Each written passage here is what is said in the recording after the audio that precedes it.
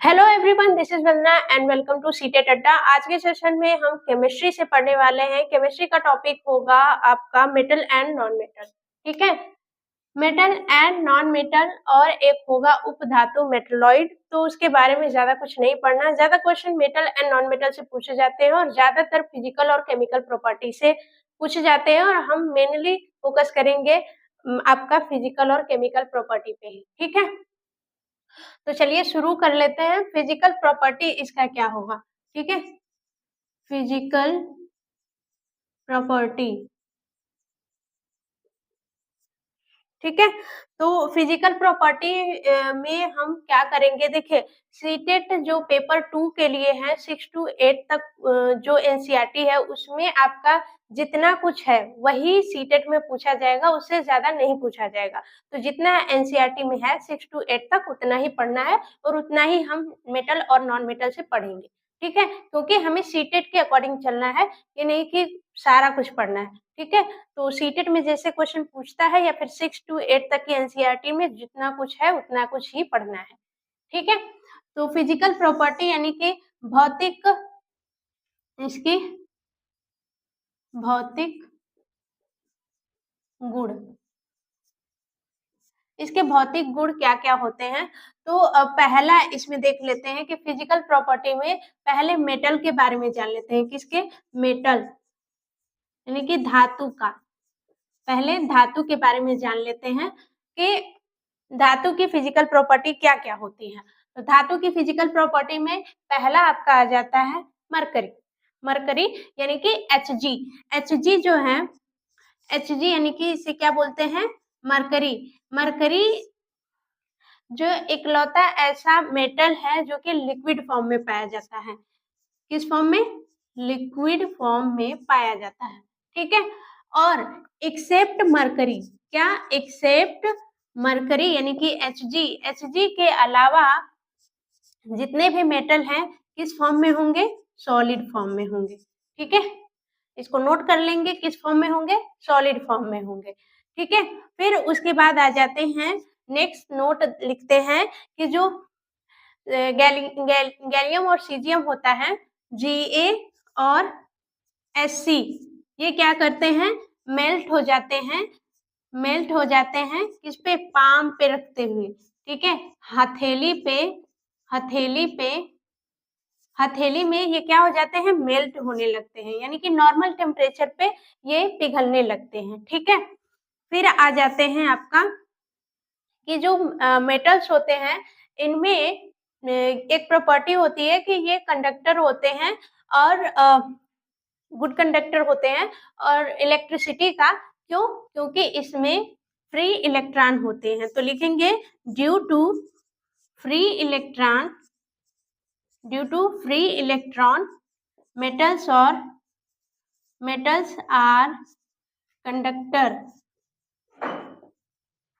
conductor of electricity। ठीक, फिर उसके बाद चलते हैं नेक्स्ट पॉइंट पे। ठीक, तो यहाँ पे लिखेंगे कि मेटल्स जो होते हैं सोनोरस होते हैं, मतलब ध्वन्यात्मक होते हैं। जैसे कि मंदिर में जो घंटा होता है तो उसपे क्या होता है? उसपे जब हथौड़ा मारते हैं तो क्या होता है? उसमें साउंड आती है। तो मेटल्स क्या होते हैं? मेटल्स आर सोनोरस यानी कि ध्वन्यात्मक। मेटल्स ध्वन्यात्मक होते हैं। ठीक है, फिर उसके बाद आ जाते हैं कि आगे नेक्स्ट पॉइंट पे लिख लेते हैं। नेक्स्ट फिजिकल प्रॉपर्टी के बारे में हम जान लेंगे कि जो मेटल्स होते हैं जनरली उसमें क्या क्या गुण होते हैं। तो हमने देखा कि मरकरी जो होता है जनरली मेटल से सॉलिड फॉर्म में होते हैं, लेकिन मरकरी को छोड़ करके सॉलिड फॉर्म में होते हैं। मरकरी किस फॉर्म में होता है? वो लिक्विड फॉर्म में होता है। ठीक है,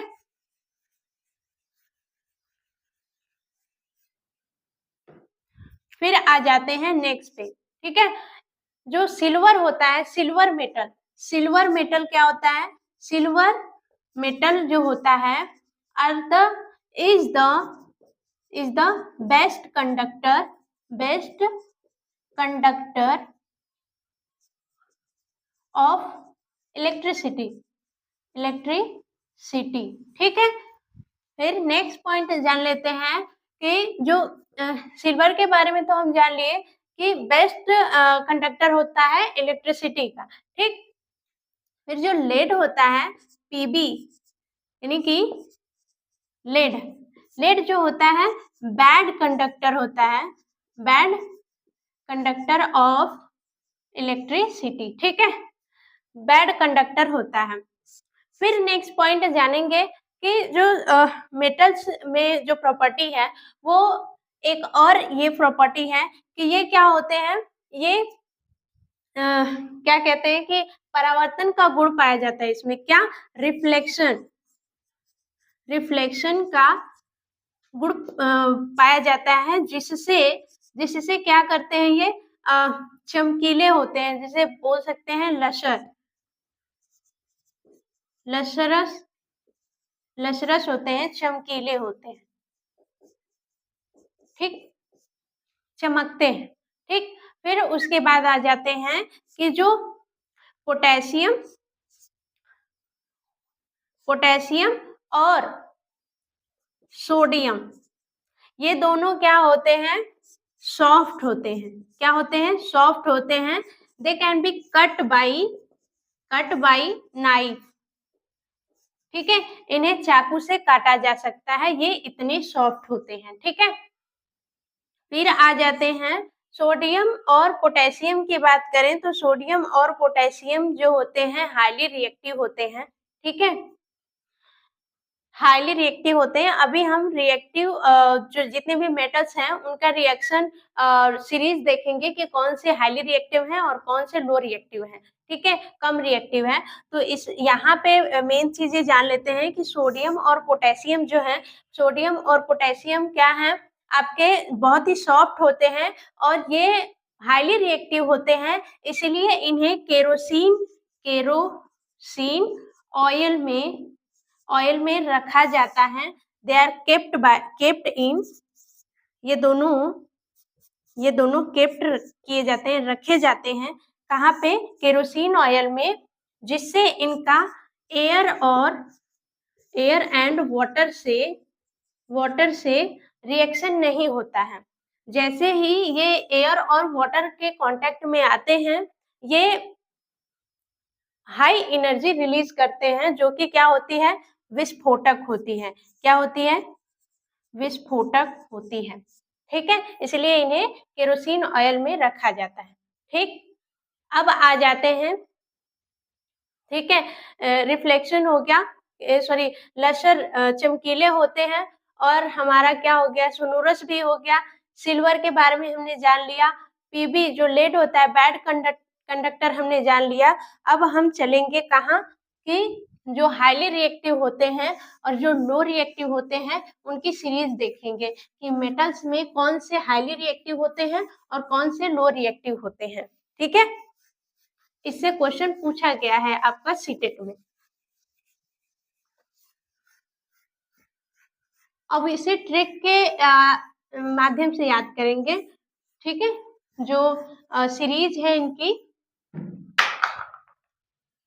तो क्या सीरीज है, ठीक है, यहाँ पे लिखेंगे पहले केदार नाथ का माली आलू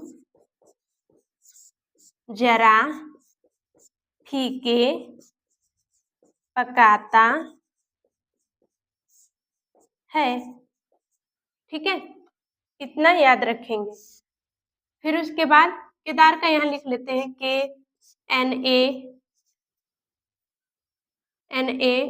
Ca Mg Al aluminium Zn zinc Pk Fe iron Pb lead और हाइड्रोजन है। फिर उसके बाद आ जाते हैं कौन है, यहाँ से यहाँ आए, ठीक है, कौन है जी आगे आओ, है जी, है जी, ठीक है जी, आगे आगे आओ, ठीक है, CU HG AG AU, ठीक है। तो इस तरीके से हम याद रखेंगे। ऊपर वाला क्या होगा, ये हाईली रिएक्टिव होंगे, हाईली रिएक्टिव। फिर जैसे जैसे सीरीज नीचे जाएगी, ठीक है, ये इसके नीचे यहाँ पे दिख नहीं रहा है, बस यूं समझ लीजिएगा ये पार्ट इसके नीचे है, तो ये जो सीरीज नीचे की होगी ये लेस रिएक्टिव होगी, ठीक है। तो जो भी एलिमेंट, ये जो हाईली रिएक्टिव एलिमेंट होते हैं वो लेस रिएक्टिव एलिमेंट को रिएक्शन के टाइम क्या करते हैं, रिप्लेस कर देते हैं, स्थानांतरित कर देते हैं, ठीक है। ये पढ़ेंगे हम केमिकल प्रॉपर्टी में, ठीक। तो इतना समझ में आ गया। केदारनाथ का माली आलू जरा फीके पकाता है, कौन है जी आगे आओ, ठीक है। इतना याद कर लेंगे और हमारा काम बन जाएगा, ठीक है, इससे, क्योंकि क्वेश्चन पूछा गया है इससे, तो इसको बताना जरूरी था, ठीक है। फिर आ जाते हैं केमिकल प्रॉपर्टी पे।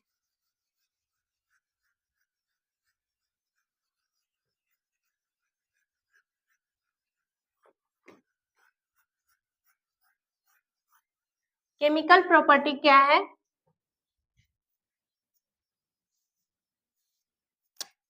क्या है केमिकल प्रॉपर्टी, रासायनिक, रासायनिक, रासायनिक गुण। तो पहला जो होगा क्या होगा, मेटल्स का जो रासायनिक गुण होगा, तो उसमें हम देखेंगे कि मेटल्स जब मेटल सॉल्ट के साथ रिएक्शन करता है तो क्या देता है, ठीक है। मेटल्स जब, जो मेटल है, रिएक्शन विथ, यहाँ पे लिखेंगे reaction with, reaction with metal salt,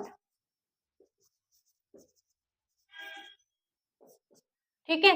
तो मेटल सॉल्ट के साथ जब रिएक्शन करेगा मेटल, तो क्या देगा, जब यहाँ पे मान लीजिएगा कि M1 प्लस M2S है, ठीक है, ये क्या है, मेटल है, ये क्या है, मेटल सॉल्ट है, क्या है, मेटल सॉल्ट है, ठीक है। जब ये रिएक्ट करेगा तो क्या करेगा, यहाँ पे आ जाएगा M1S प्लस M2, ठीक है। क्या हुआ कि ये क्या है, M1 क्या है, जब M1 जो है ये क्या है, हाईली रिएक्टिव है, क्या है, हाईली रिएक्टिव, और M2 क्या है, लेस रिएक्टिव, लेस रिएक्टिव, ठीक है। तो क्या हुआ, जो हाईली रिएक्टिव था उसने क्या कर दिया, M2 को रिप्लेस कर दिया और यहाँ पे खुद आ गया, ठीक है। तो M2 को रिप्लेस कर दिया, M2 चला गया उधर और M1 खुद यहाँ पे आ गया, ठीक है। तो इसमें क्या होगा कि जो हाईली रिएक्टिव होंगे, जो क्या होंगे, हाईली रिएक्टिव होंगे, वो क्या करेंगे, लेस रिएक्टिव को रिप्लेस कर देंगे, रिप्लेस करेंगे किसे, रिप्लेस करेंगे लेस रिएक्टिव को, लेस रिएक्टिव एलिमेंट को रिप्लेस कर देंगे, और इसे हम बोलेंगे स्थानांतरित अभिक्रिया, ठीक है, स्थानांतरित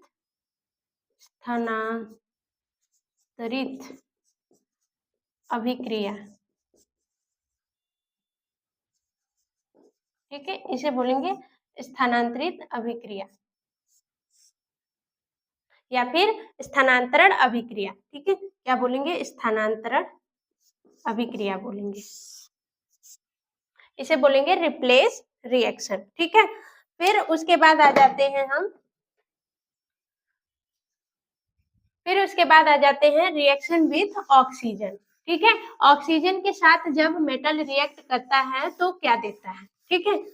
ऑक्सीजन के साथ जब रिएक्ट करेगा तो हमें मिलेगा, सेकंड क्या है, सेकंड है रिएक्शन विथ ऑक्सीजन, ऑक्सीजन के साथ रिएक्ट करेगा जब मेटल, तो क्या देगा? यहाँ पे मेटल है प्लस ऑक्सीजन, तो हमें मिलेगा मेटल ऑक्साइड प्लस हीट। ठीक है, तो इसे हीट मिल रहा है, इसीलिए क्या बोलेंगे? Exothermic reaction. ठीक है, क्या बोलेंगे? Exothermic reaction. ठीक, फिर उसके बाद आ जाते हैं कि जो मेटल के ऑक्साइड होते हैं वो जनरली क्या होते हैं? बेसिक होते हैं। जो यहाँ पे मिला है मेटल ऑक्साइड, जो मेटल ऑक्साइड होगा, metal oxide, metal oxide generally क्या होते हैं? बेसिक होते हैं। नेचर में क्या होते हैं? बेसिक होते हैं, यानी कि क्षारीय होते हैं। ठीक है, क्षारीय होते हैं, लेकिन जो एल्यूमिनियम है और जिंक है, ये क्या होते हैं? उभयधर्मी होते हैं। उभयधर्मी, उभयधर्मी यानी कि ये एसिड प्लस बेस दोनों होते हैं। ठीक है, ये क्या होते हैं? मेटल ऑक्साइड, मेटल के ऑक्साइड जो होते हैं जनरली बेसिक होते हैं इन नेचर, लेकिन जो एल्यूमिनियम और जिंक है ये उभयधर्मी होते हैं, जैसे Al2O3, ZnO, ये सब क्या है? उभयधर्मी है। ठीक है, अब नेक्स्ट देख लेते हैं। ठीक है, ऑक्सीजन के साथ मेटल रिएक्शन करेगा तो क्या मिलेगा? अब हाइड्रोजन के साथ जब रिएक्शन करेगा तो क्या मिलेगा?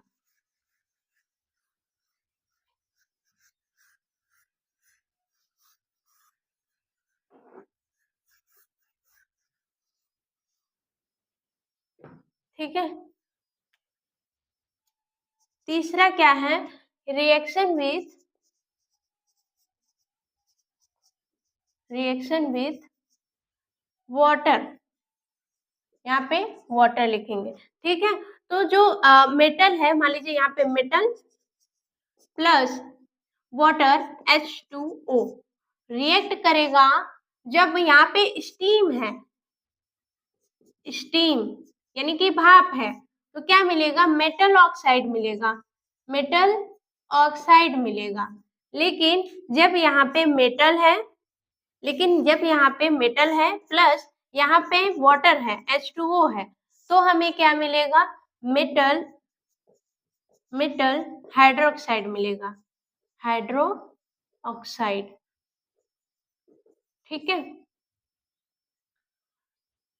ये मिलेगा हमें। ठीक, इतना ध्यान रखेंगे कि मेटल जब स्टीम के साथ रिएक्ट करेगा मेटल ऑक्साइड मिलेगा, और मेटल जब वाटर के साथ रिएक्ट करेगा मेटल हाइड्रोक्साइड मिलेगा। ठीक, अब चलते हैं कि जब मेटल डाइल्यूट एसिड के साथ रिएक्ट करेगा तो क्या मिलेगा? ठीक है, मेटल जब डाइल्यूट एसिड के साथ रिएक्ट करेगा तो हमें क्या मिलेगा? नेक्स्ट होगा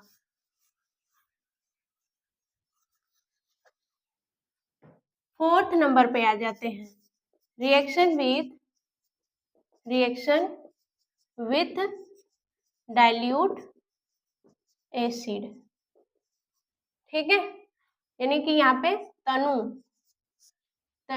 अम्ल, क्योंकि यहाँ पे मेटल है प्लस डाइल्यूट एसिड, तो मिलेगा, करेगा तो मिलेगा मेटल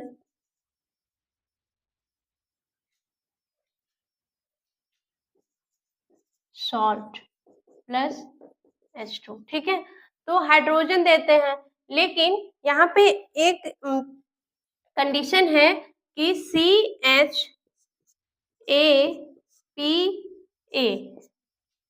ठीक है, तो यहाँ पे कॉपर, Hg, Ag, Pt और Au, ये क्या करते हैं? ये हाइड्रोजन नहीं देते हैं डाइल्यूट एसिड के साथ। क्या करते हैं? हाइड्रोजन नहीं देते हैं डाइल्यूट एसिड के साथ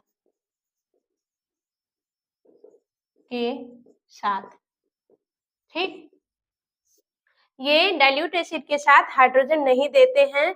और एक बात याद रखेंगे, कॉपर जो होता है HCl के साथ, कॉपर जो होता है यहाँ पे, कॉपर जो है वो HCl के साथ रिएक्ट नहीं करता इवन ऑन हीटिंग, हीट भी करने पे ये रिएक्ट नहीं करता HCl के साथ। लेकिन कॉपर जो है सल्फ्यूरिक अम्ल, ठीक है, कॉपर जो है सल्फ्यूरिक अम्ल यानी कि H2SO4 के साथ रिएक्ट कर लेता है, ठीक है। यहाँ पे हीट करने पर भी रिएक्ट नहीं करता, यहाँ पे रिएक्ट कर लेगा, ठीक है, यहाँ पे रिएक्ट कर लेगा। इतना ध्यान देंगे कि कॉपर जो होता है HCl के साथ रिएक्ट नहीं करता, हीट भी करने पे नहीं करता, लेकिन H2SO4 के साथ रिएक्ट कर लेता है, ठीक। अब चलते हैं नेक्स्ट पे, नॉन मेटल का फिजिकल प्रॉपर्टी देखेंगे, ठीक है। नॉन मेटल का फिजिकल प्रॉपर्टी देखेंगे।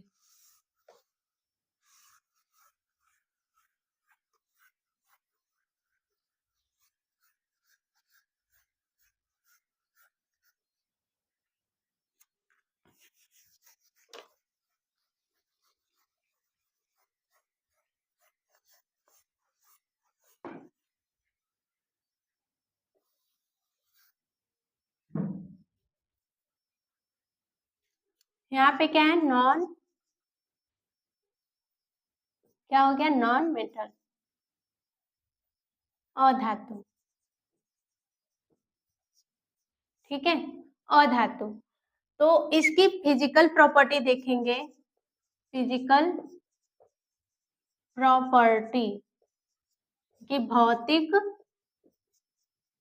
गुण, भौतिक गुण क्या क्या होते हैं नॉन मेटल के, ठीक।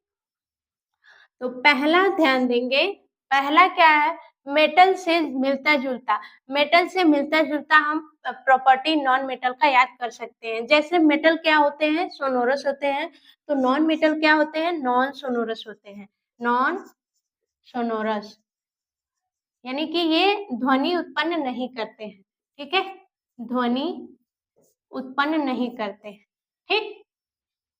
दूसरा देखेंगे कि जो मेटल होते हैं वो क्या करते हैं, मेटल जो होते हैं वो चमकीले होते हैं, लसर होते हैं, लेकिन इसमें क्या होता है, आयोडीन को छोड़ करके, यहाँ पे लिखेंगे except, except iodine,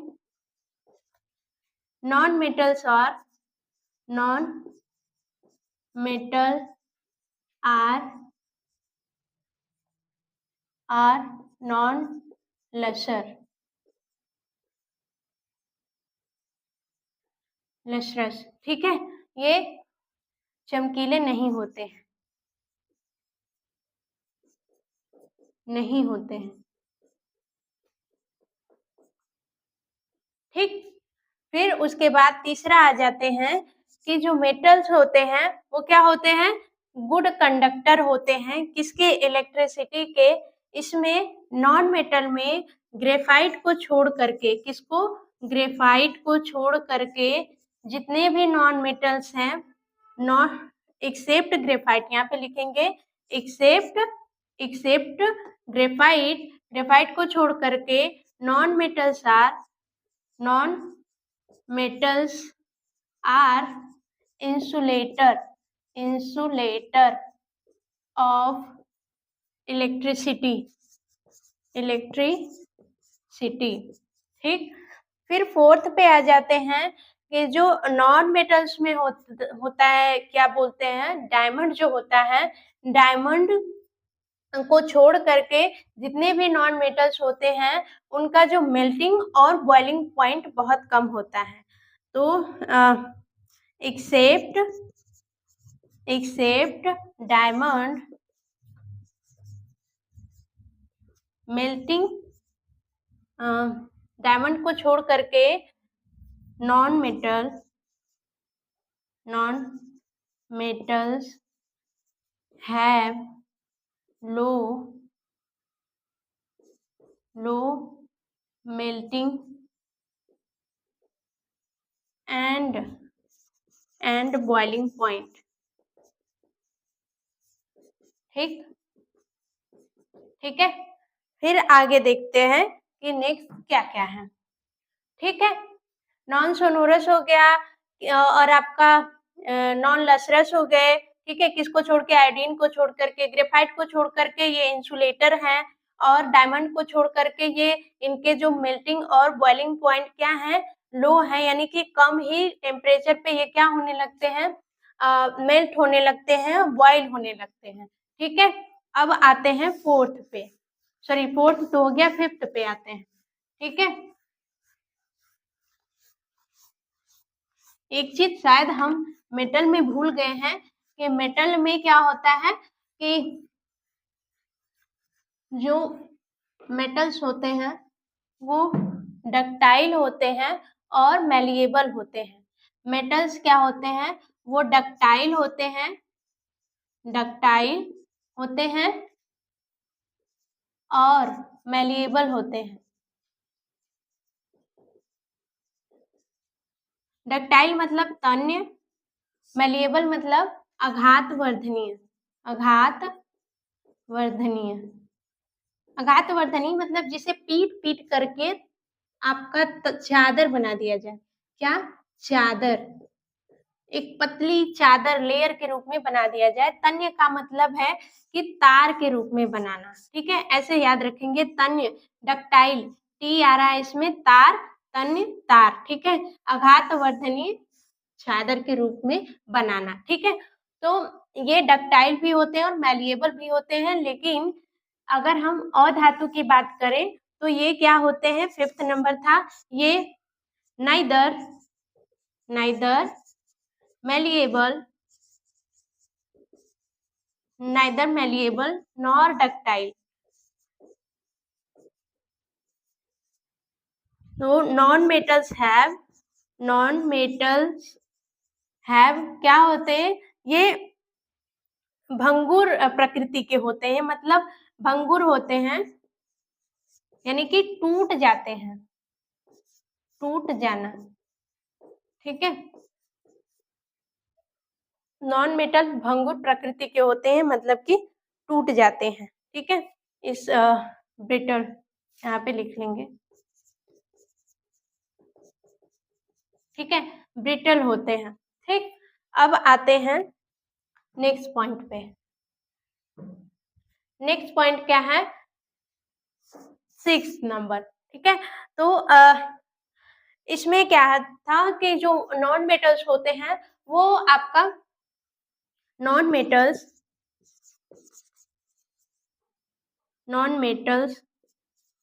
are generally, यहाँ पे लिखेंगे generally non metals are solid, liquid and gas form में होते हैं। गैस फॉर्म में होते हैं,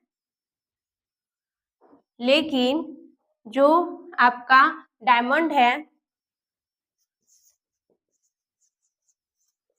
डायमंड जो है वो क्या है, हार्डेस्ट सब्सटेंस है। ठीक, हार्डेस्ट सब्सटेंस है। और ब्रोमीन ऐसा नॉन मेटल है, कौन सा ऐसा नॉन मेटल है, यहाँ पे एक पॉइंट अलग करके लिख लेते हैं।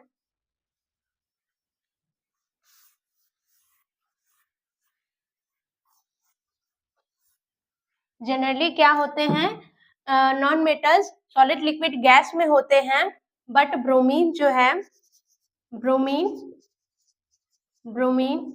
लिक्विड फॉर्म में होता है, ठीक है, ब्रोमीन ही ऐसा नॉन मेटल है जो कि लिक्विड फॉर्म में होता है। ठीक, फिर उसके बाद ये भी जान लेंगे कि जो डायमंड है, जनरली तो नॉन मेटल्स सॉफ्ट होते हैं, लेकिन जो डायमंड है वो हार्डेस्ट सब्सटेंस है। ठीक है, इतना ध्यान रखेंगे। अब आ जाते हैं केमिकल प्रॉपर्टी पे।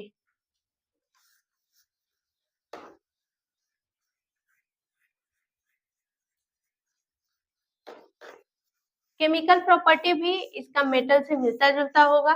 जैसे कि हम रिएक्ट कराएंगे पहले ऑक्सीजन के साथ, फिर उसके बाद वाटर के साथ, फिर उसके बाद डाइल्यूट एसिड के साथ। ठीक है, तो देखेंगे कि क्या रिस्पॉन्स हो। हाँ, तो ऑक्सीजन वाटर और डाइल्यूट एसिड के साथ रिएक्ट करने पे क्या रिस्पॉन्स देता है नॉन मेटल, पहले देखेंगे। पहला क्या देखेंगे, रिएक्शन विथ ऑक्सीजन। ठीक, ऑक्सीजन के साथ रिएक्ट करेगा, यहाँ पे नॉन मेटल है, प्लस ऑक्सीजन, तो यहाँ पे मिलेगा नॉन मेटालिक ऑक्साइड। ठीक, अब ये दो फॉर्म में होंगी। एक तो ये एसिडिक देते हैं, जनरली एसिडिक नेचर के होते हैं, लेकिन इसमें भी कुछ अपवाद हैं, जैसे कि CO कार्बन मोनोऑक्साइड, NO, ठीक है, नाइट्रोजन मोनोऑक्साइड और N2O, ये क्या होते हैं, ये एसिडिक नहीं होते हैं। ठीक है, ये क्या होते हैं, न्यूट्रल होते हैं, न्यूट्रल यानी कि उदासीन होते हैं। ठीक है, ये उदासीन नेचर के होते हैं, ये क्या होते हैं, एसिडिक नहीं होते हैं। नेक्स्ट पे चलेंगे कि जब वाटर के साथ और डाइल्यूट एसिड के साथ रिएक्शन करेगा नॉन मेटल, तो क्या मिलेगा। दोनों में सेम रिएक्शन होगा, दोनों बहुत ही इजी है। जैसे देखेंगे दूसरा क्या था, दूसरा था वाटर के साथ रिएक्ट करेगा, तो रिएक्शन विथ वाटर होगा। जब रिएक्शन विथ वाटर होगा, तो यहाँ पे नॉन मेटल है, प्लस यहाँ पे H2O है, यहाँ पे क्या मिलेगा, नो रिएक्शन। क्या होगा, नो रिएक्शन, मतलब नॉन मेटल जो होगा वाटर के साथ कोई रिएक्शन नहीं करेगा। फिर उसके बाद आ जाते हैं थर्ड पे कि reaction with dilute acid,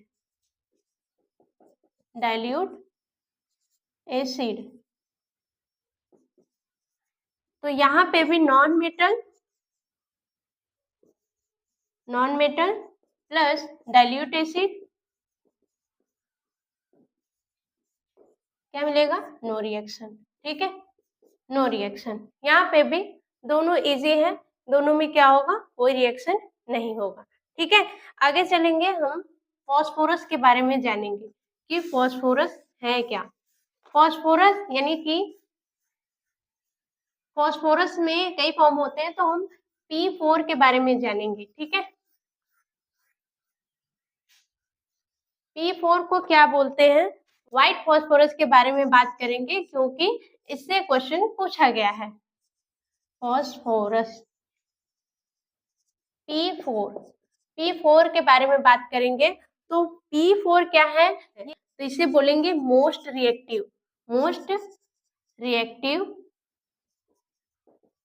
form of phosphorus.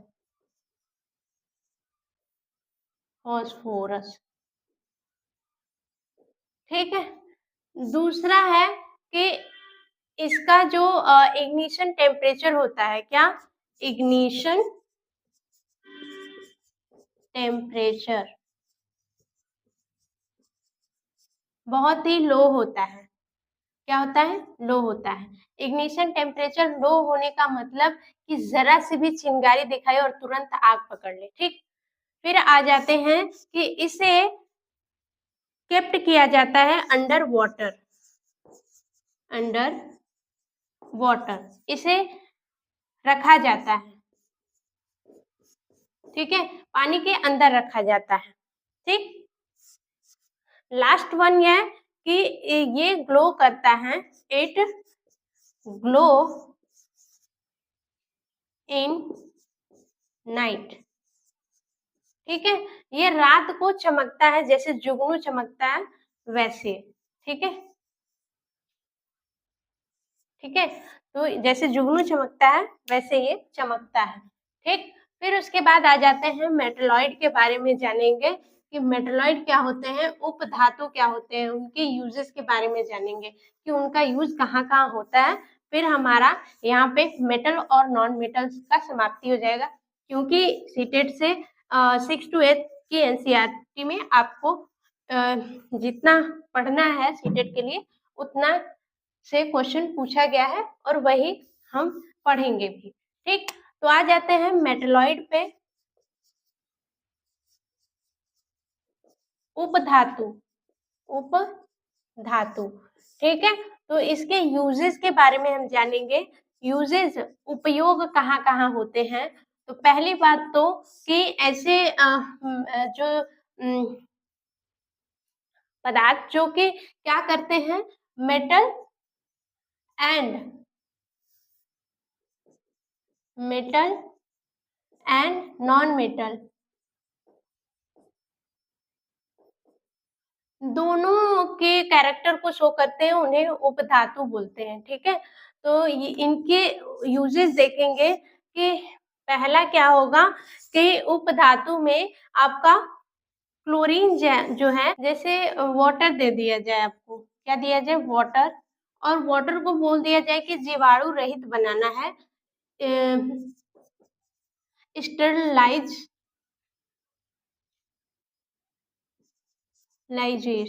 Sterilization मतलब कि जीवाणु रहित बनाना, जीवाणु जीवाणु रहित बनाना। ठीक है, तो उसमें क्या होता है, क्लोरीन यूज होता है। ठीक है, जब जल को स्टरलाइजेशन करना होता है वाटर का, तो क्लोरीन यूज होता है।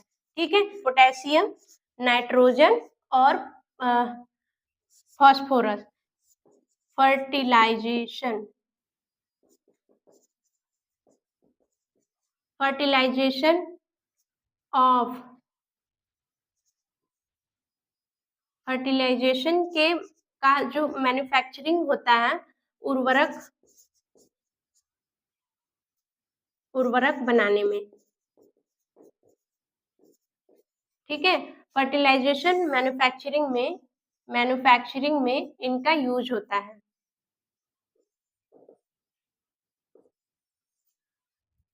ठीक, पोटेशियम,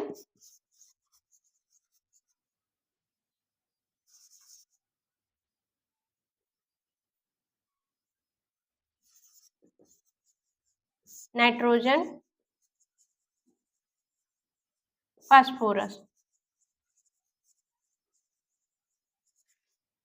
ठीक, फिर उसके बाद नेक्स्ट क्या है, नेक्स्ट देखेंगे एक अगले पॉइंट पे,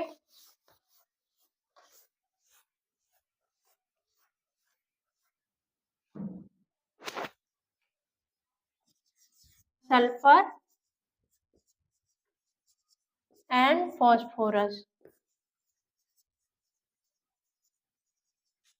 ये दोनों क्या होते हैं, यूज होते हैं किसमें, पटाखे पटाखे और पटाखा बनाने में और विस्फोटक पदार्थ बनाने में। ठीक है, एक्सप्लोसिव। ठीक है, एक्सप्लोसिव और क्रैकर्स क्रैकर्स और एक्सप्लोसिव यानी कि विस्फोटक पदार्थ, ये बनाने में इनका यूज होता है। ठीक है, नेक्स्ट देखेंगे कि जो पर्पल कलर ऑफ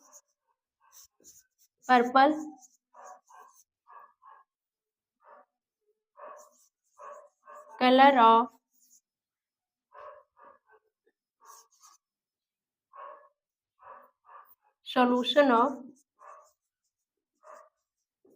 iodine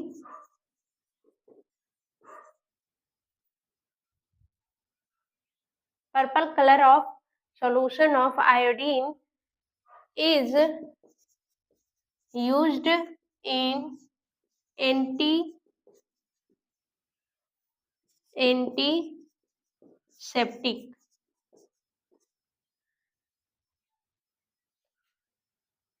ठीक है, इसे बोलेंगे हिंदी में क्षय निरीक्षक। ठीक है, तो ये क्या होता है कि पर्पल कलर का जो आयोडीन का सॉल्यूशन होता है वो क्षय निरीक्षक यानी कि एंटीसेप्टिक के रूप में यूज होता है। तो इसके यूजेस हम जान गए। पहला क्या है, पहला क्या था कि जो आप क्लोरीन जो यूज होता है वो वाटर को जीवाणु रहित बनाने में यूज होता है। दूसरा क्या था, दूसरा था कि जो नाइट्रोजन, फास्फोरस और पोटेशियम थे वो मैन्युफैक्चरिंग ऑफ फर्टिलाइजेशन फर्टिलाइजर यानी कि उर्वरक का मैन्युफैक्चरिंग करने में यूज होता था। और ये जो सल्फर और फास्फोरस है ये पटाखे और एक्सप्लोसिव यानी कि विस्फोटक पदार्थ बनाने में यूज होते हैं। और पर्पल कलर का जो सॉल्यूशन ऑफ आयोडीन है वो यूज होता है एंटीसेप्टिक यानी कि क्षय निरीक्षक बनाने में। ठीक है, तो यहाँ पे कंप्लीट होता है और इतना रहने देते हैं। यदि आप लोग चैनल पर नए हैं तो चैनल को सब्सक्राइब करके बेल आइकन को प्रेस कर लीजिए। मिलेंगे नेक्स्ट वीडियो में। Bye bye, take care and thanks for watching.